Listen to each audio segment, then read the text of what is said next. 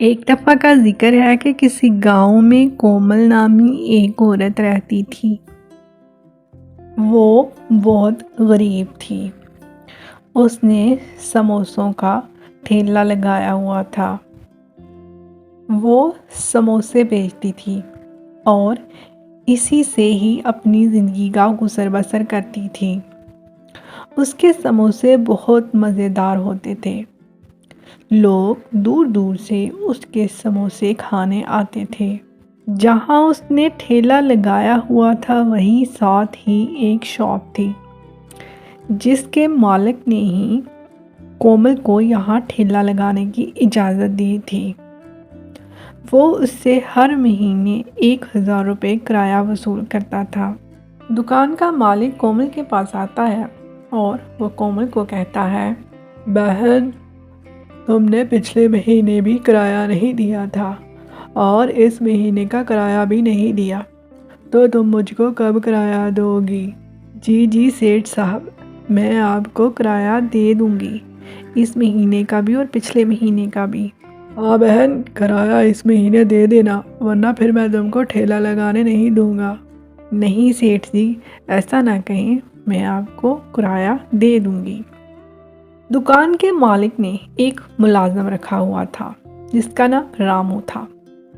वो रोज़ाना उससे समोसे लेकर खाता और उसको बदले में पैसे नहीं देता था और अगले दिन का कहकर रोज़ाना उससे समोसे खाता। हाँ बहन, समोसे देना ज़रा।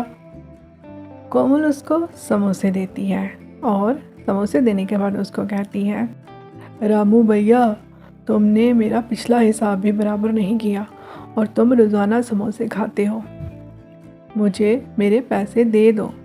हाँ हाँ, आज तो तुम समोसे खिलाओ, कल मैं तुम्हारा हिसाब बराबर कर दूंगा, तुम्हारे सारे पैसे तुमको लौटा दूंगा। बहुत मेहरबानी होगी रामू भाई आपकी, क्योंकि मैंने पिछले महीने का भी किराया नहीं दिया और सेठ आज भी मुझको कह रहा था कि किराया दो। और तुम्हें तो पता है ना कि मैं समोसे बेचकर ही अपनी ज़िंदगी का गुजर बसर करती हूँ और मैंने किराया समोसे बेचकर ही तो देना है, इसलिए मुझे मेरे पैसे दे दो। हाँ ठीक है भाई, कल तुम्हारा हिसाब बराबर कर दूंगा।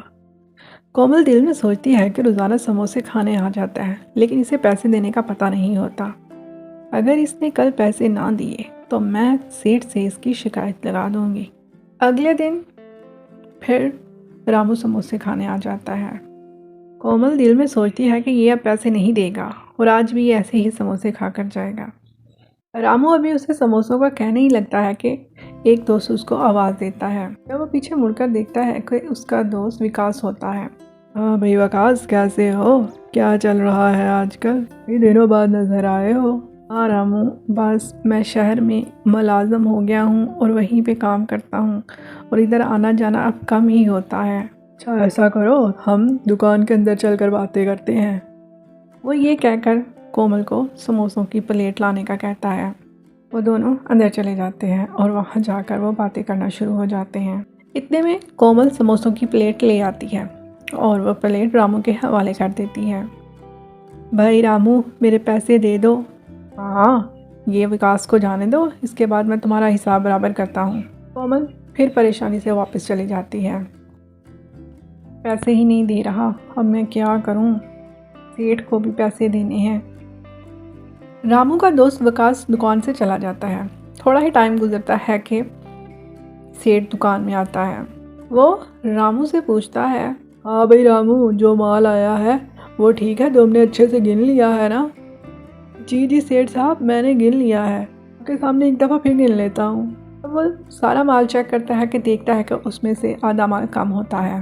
वो सेठ को बताता है कि आधा माल तो है ही नहीं, लेकिन मैंने जब रात को चेक किया था तो माल पूरा था। तो फिर क्या हुआ, कैसे चोरी हुआ, कौन ले गया? तेरी गैर मौजूदगी में दुकान में कौन आया था? कोई नहीं सेठ साहब, वही कोमल ही आई थी समोसे लेकर। मुझे तो लगता है सेठ उसी ने ही सामान चुराया है हमारी दुकान से। हाँ हाँ, तुम ठीक कह रहे हो, उसी ने चुराया होगा, उसे बुला कर लेके आओ। रामू उसको बुला कर लेकर आता है। जब वो दुकान पे आती है तो सेठ उसको कहता है कि दुकान से माल चोरी हो गया है और रामू बता रहा है कल तुम हमारी दुकान पे आई थी और ये सामान तुम ही ने ही चोरी किया है। नहीं नहीं सेठ साहब, मैंने चोरी नहीं किया, मुझ पे इतना बड़ा इल्ज़ाम मत लगाएं। नहीं, ये तुम ही ने ही चोरी किया है। कल सेठ साहब मैंने खुद इसको देखा था दुकान पे आते हुए।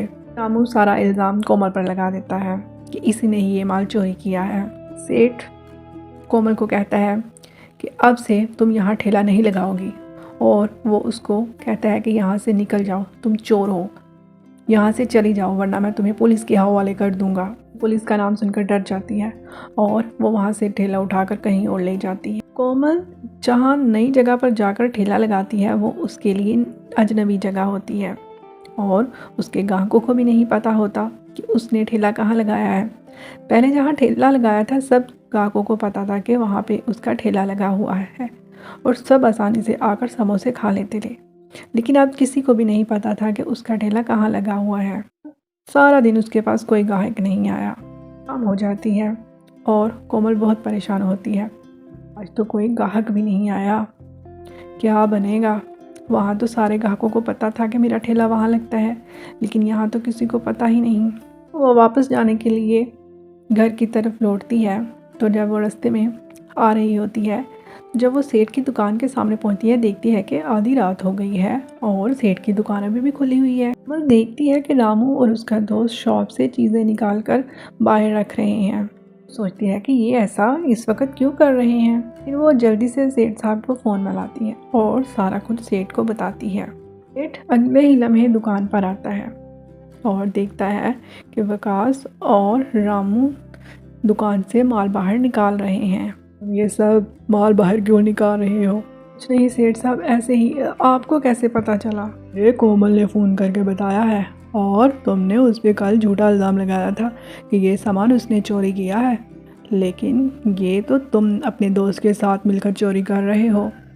वो कहूँ कि मुझे इतना नुकसान क्यों हो रहा है, मैंने तुम पे एतबार किया था, लेकिन तुम तो उल्टा मुझे ही नुकसान पहुँचा रहे थे। मैं तुम दोनों को पुलिस के हवाले करता हूँ।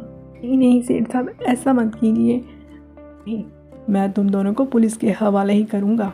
के बाद सेठ कोमल से माफ़ी मांगता है और वो उसको कहता है कि एक गलत फहमी की वजह से मैंने तुमको यहाँ से निकाल दिया, माफ़ कर दो। आज तुम्हारी वजह से ही मेरा इतना नुकसान होने से बच गया और मुझे ये भी पता चल गया कि मेरी दुकान से सामान कौन चोरी करता था। आज से तुम यही ठेला लगाया करोगी और मैं तुमसे कोई किराया वसूल नहीं करूँगा। क्यों? सेठ कोमल को वही ठेला लगाने की इजाज़त दे देता है, जिसकी वजह से कोमल बहुत खुश होती है। आपको वीडियोस अच्छी लग रही हो प्लीज़ चैनल को सब्सक्राइब कीजिए और बेल आइकन को ज़रूर दबाइए ताकि हर नए आने वाली वीडियो आप तक पहुंच सके। फैमिली फ्रेंड्स को शेयर कीजिए, कमेंट कीजिए।